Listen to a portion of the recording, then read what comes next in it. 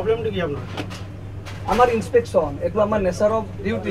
প্রবলেমটা কি আপনার? প্রবলেমটা কি আপনার? অভিযান চলাবলৈ গৈ অসাধু ব্যৱসায়ীৰ ৰোখত চৰকাৰী বিষয়া। আমি সম্পূৰ্ণ নিৰাপত্তাহীনতাত ভুগিব লগা অৱস্থা কৰি দিছে যে আমাক বান্ধি থৈ দিব ইয়াতে। চৰকাৰী বিষয়াক অশ্লীল গালি-গালাজ অভব্য আচৰণেৰে তিৰস্কাৰ। তই কি হয় ইন্সপেক্টৰ? আপুনি ইমান বেয়াকে কৈছে যে কিয়? নহয় তই কি হয় ইন্সপেক্টৰ? হা চিনি পোৱা নাই তই কাৰ লগত কথা পাতি আছ? তাতে ৰছী লগাই বান্ধিম তোক। তই 10 মিনিট ৰহ। তই প্ৰাইজ চোৱা মানুহ ন পোৱালি? আপুনি ইমান বেয়াকে কৈছে কেলে বুজি পোৱা নাই মই। তই ভিক্ষা খুজিবলৈ জেগা পোৱা নাই। ৰাস্তাত বাটি পাত মই ভিক্ষা দি আছো তোক। সেই আপুনি যে ভাল আৰু কথা কয় দেই এইবিলাক। ভাল কথা কয় চালা চুপি মিঠা পাইছ। দৃশ্য 1, দৃশ্য 2, দৃশ্য 3, দৃশ্য 4, দৃশ্য 5। এইটো মহানগৰীৰ ভঙাগড়ত থকা নিউ প্ৰিন্স বেকাৰী। জনস্বাস্থ্যক লৈ হেতালি খেলিছে এইটো বেকাৰীৰ স্বত্বাধিকাৰীয়ে। চাওক কিদৰে অস্বাস্থ্যকৰ পৰিৱেশত প্ৰস্তুত কৰা হৈছে বিভিন্ন প্ৰকাৰৰ বিস্কুট কেক।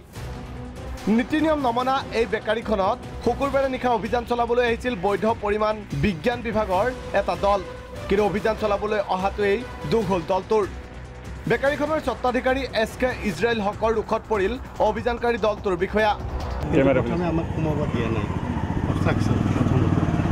তাৰপিছত আমি ভিতৰত সোমাব আমাক বহুত টাইম চেষ্টা কৰিছোঁ, আমাক সোমাব দিয়া নাই। তাৰপিছত এজনে ফোন লগালে কাৰোবালৈ, তেওঁ আমাক ফোনত ধমকিহে লগালে। কিন্তু কিহৰ বাবে এই আচৰণ বেকাৰীখনৰ স্বত্বাধিকাৰীৰ?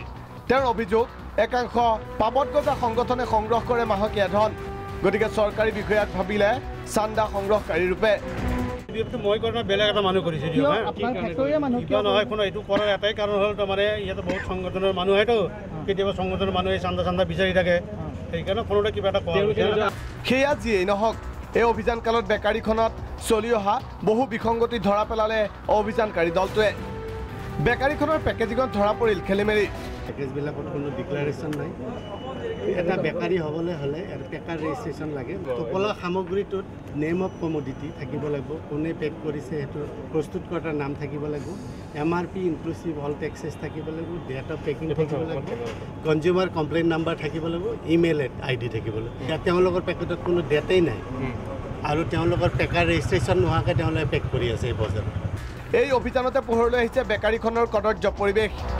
এতিয়া প্ৰশ্ন হয়, ক'ত আছে খাদ্য সুৰক্ষা বিভাগ, ক'ত আছে GMC আৰু আন বিভাগসমূহ? নিউ প্ৰিন্স বেকাৰী এটা মাত্ৰ উদাহৰণহে।